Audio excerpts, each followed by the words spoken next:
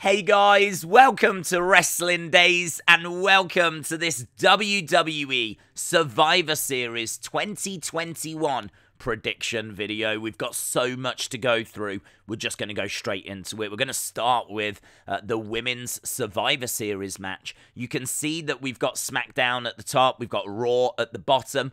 Let's go through everyone that's in the match. We've got Sasha Banks, Shayna Baszler, Shotzi Blackheart, Natalya, and a mystery person. That was Aliyah, but Aliyah has been removed. Now, we don't know when we're going to find out who the replacement is. It could be on a go-home show, or it could be on the show itself, so I'm not going to bother waiting. We might as well get the predictions done now, but we will talk about who that potentially is going to be, but we won't spend too long on it because we might get an answer before the show. They're taking on Bianca Belair, Rhea Ripley, Liv Morgan, Carmella, and Queen Zelina. So let's address this mystery person first. One of the options for me is Alexa Bliss. Alexa Bliss has been out, I don't believe injured. I think her character just kind of came to a bit of an end of its story. And so I think she's just got potential opportunity to take some time off. And creatively, they just don't seem to have anything for her. But she could return and she could fill that spot. The only thing I would say is that I believe she's actually on the Raw brand, not the SmackDown brand. But of course, they can always change that. It's not a big problem to just switch her over to SmackDown. So we could see Alexa return. As I said, I don't believe she's injured. But honestly, I don't see it. I don't see it. I don't see Alexa coming back for this. I think that when she comes back, they're going to need to have, like, a new character for her. And they're going to need to have, like, feuds and storylines, hopefully, lined up for her. I don't think they've got any of that yet. There's nothing to suggest that they've got any of that yet. So maybe we don't see Alexa for the rest of the year. Maybe she'll come back for day one, or the build for that day one pay-per-view, which is on like January the 1st. So it seems a little bit tight, a little bit last minute to bring her in for Survivor Series. And as we said, she's on the Raw brand technically as well. So that's another reason I'm thinking maybe not. The other person it might be is Asuka. Asuka is actually out injured at the moment. I don't know where she is in her recovery. Again, it might be a little bit tight. It might be a little bit close for Asuka to come back. It's some arm injury. There's pictures of her with her arm in a sling. This was a little while ago, and as we said, you know, it could have recovered by now. Asuka isn't actually on any brand, so she could go to SmackDown. And actually, I think SmackDown would really benefit from someone like Asuka and her experience. But again, without knowing about her arm injury, it's hard to say if it is going to be Asuka. So my official pick, the person I'm going to go with, is actually Sonya Deville. I'm going to go with Sonya Deville. The reason why I'm going with Sonya is because I think that she is probably going to put herself in like a power move. I think she'll put herself in, and I think that Naomi could take her out of the match. So, you know, it's built up a bit of sympathy for Aliyah, who was meant to be in this match, and so that's a good thing. Also, it's a good heel move by Sonya to put herself in the match, so that's a good thing, and it allows Naomi to take her out of the match as we continue to build this feud between them. So I'm going to say that it'll be Sonya. So who's going to win? That's the big question. Who wins this match? I'm going to say that it's Team Raw. The reason why I'm going to say it's Team Raw is because I think that Team SmackDown cannot coexist. If Sonya is taking that spot and Naomi takes her out, well, there's one person down. I don't think that Shotzi and Sasha are going to coexist, so they could probably take each other out of the match. All of a sudden, without much effort, it's 5-on-2. Without doing anything, it's 5-on-2. And then, you know, Natalya, who always could get beaten by anyone, really, could find herself getting eliminated, and it might end up being 5-on-1. So it could be the whole Raw team up against Shayna Baszler. Baszler might get some pins, and she might be able to get through a couple of people, but she won't get through all 5. I don't know if I'd be surprised if she was to get rid of, say, Carmella. Maybe she would get rid of Queen Zelina. Maybe we end up with Bianca, Rhea, and Liv Morgan as the 3 survivors for the women. So something along those lines kind of makes sense to me. Next up, then, we've got the men's Survivor Series team. And guess what? We've got another mystery partner. So let's go through this. We've got SmackDown at the top and Raw at the bottom again. So we've got Drew McIntyre, Jeff Hardy, King Xavier, Happy Corbin, and of course Madcap Moss in the background. And of course that mystery person. Then we've got Seth Rollins, we've got Finn Balor, we've got Kevin Owens, Rey Mysterio, Bobby Lashley with MVP in the background. So on this one, I'm actually going with SmackDown this time. So I'm actually going a different way. So I'm going to say that SmackDown win this. The reason why I'm saying that is because I think that Dominik could cost Rey his place in this team. I think that Dominik could be really frustrated that he's not in this team anymore. Obviously, he was replaced by Bobby Lashley, and we're building towards Dominik and Rey. There's rumors and reports that is a match they want to do very, very soon. So how soon? I don't know, but we could see the seeds planted here. He might come down to cheer on Rey and end up costing him. So he might not cost him on purpose, but I think he definitely costs him. All of a sudden, then, that takes us down to 3 heels and Finn Balor. So you've got Seth, who's a heel, Bobby, who's a heel, and I think Kevin Owens did turn the other day when he snapped and he turned on Big E during Raw. So we've got 3 heels and we've got Finn Balor. I don't think that team is going to be able to work together very well. Normally, when you've got a load of heels together, there's a lot of bickering, there's a lot of arguing. You might even get someone just walking away, saying, forget this. Like, we could very quickly, again, find ourselves getting down to only a few members. I can't see Drew getting pinned. I struggle to see that. They seem to be investing quite a bit in Xavier.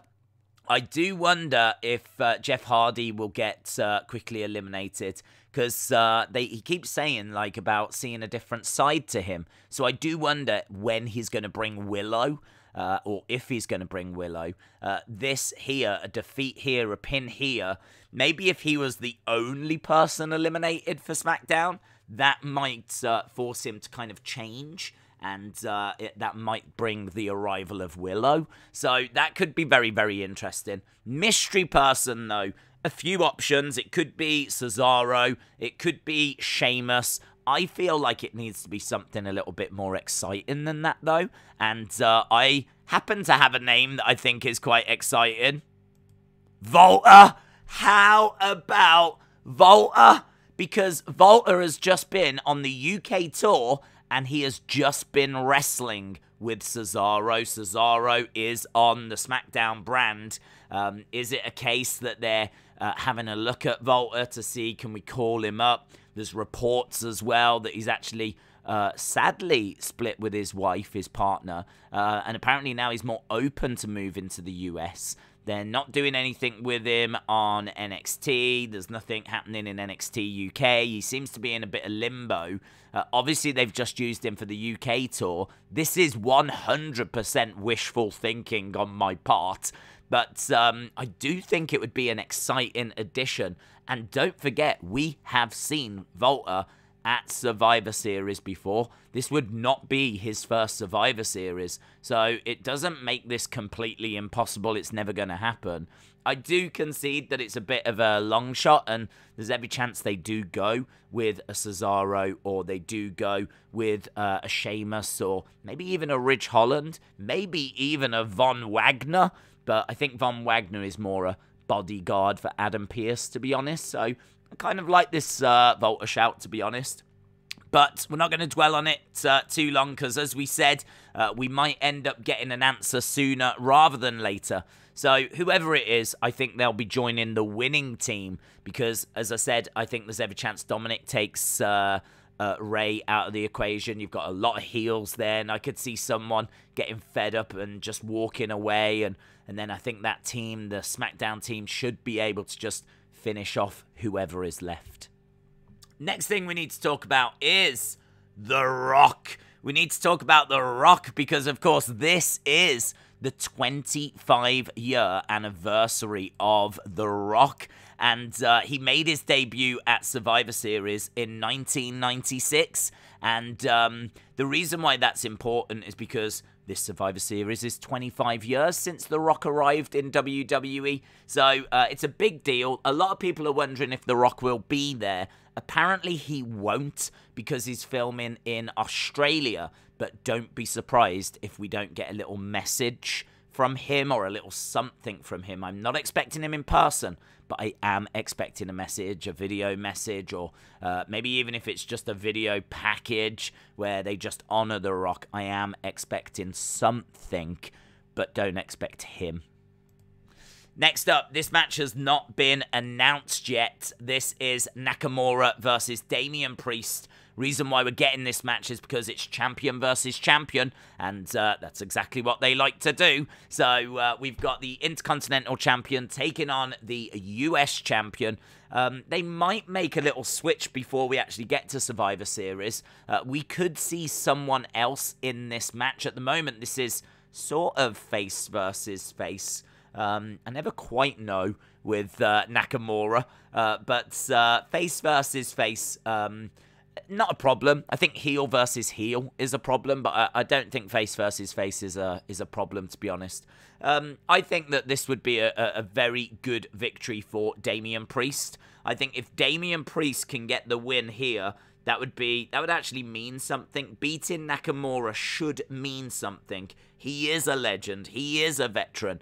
And as a result, I think a win here for Damian Priest would be quite a big deal. So I'm going to say that Damian Priest gets the job done. But this one maybe a little tricky to call, to be honest.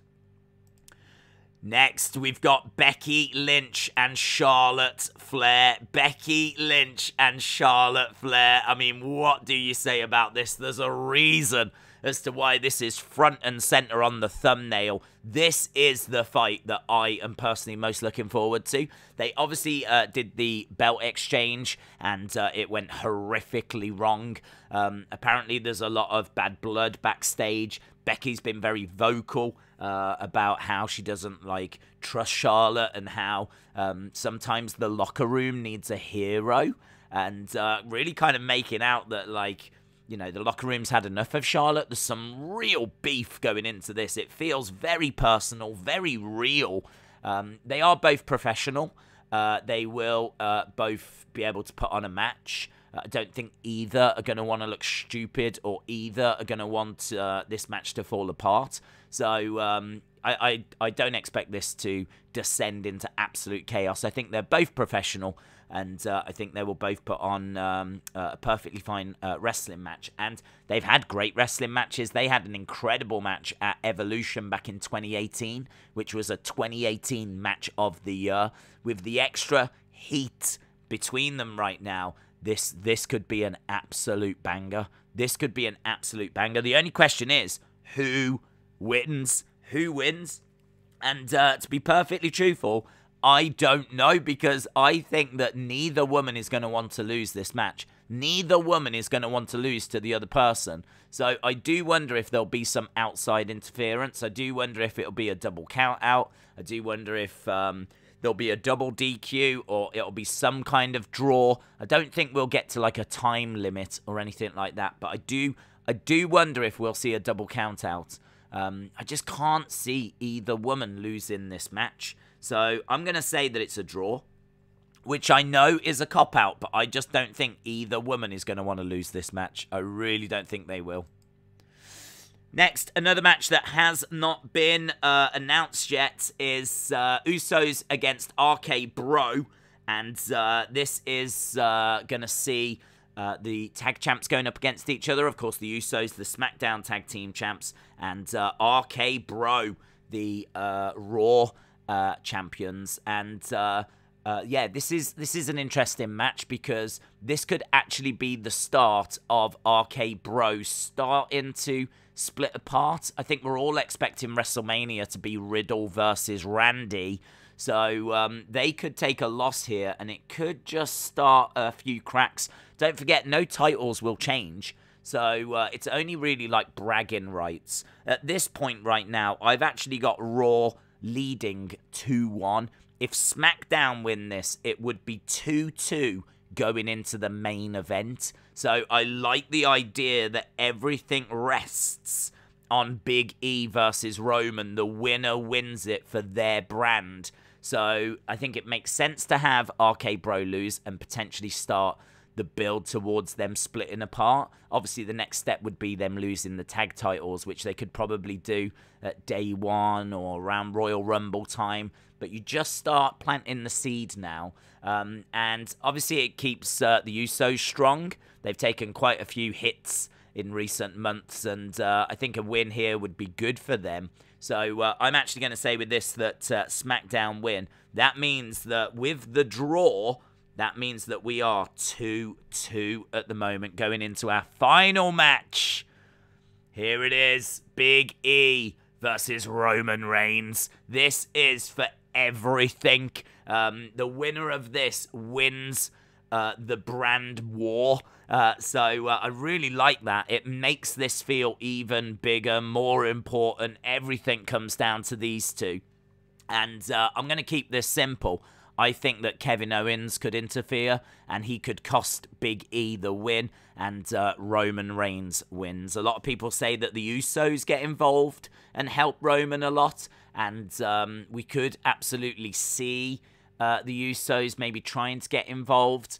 Maybe they're thwarted by King Xavier. I would say Kofi, but Kofi's obviously out injured at the moment, so I wouldn't expect Xavier and Kofi to make the save, but it would be really cool if they could somehow stop the Usos. Then everyone thinks it's just going to be one-on-one, but then Kevin Owens comes down, costs Big E, and that builds us towards Kevin Owens and Big E, which makes sense. It means that Roman is victorious. He can brag about how he's head of the table and he won it for SmackDown. And, you know, it makes a lot of sense. So I like this. This means that SmackDown win 3-2. It's really close. Of course, there could be more matches added than that. But that's just kind of how I'm seeing it at the moment. So let me know your thoughts down in the comments below. There was a lot of stuff that we covered there. I hope you enjoyed the video, and as I said, leave a like, leave a comment, let me know your thoughts down in the section below, and I'll see you again next time. Bye for now.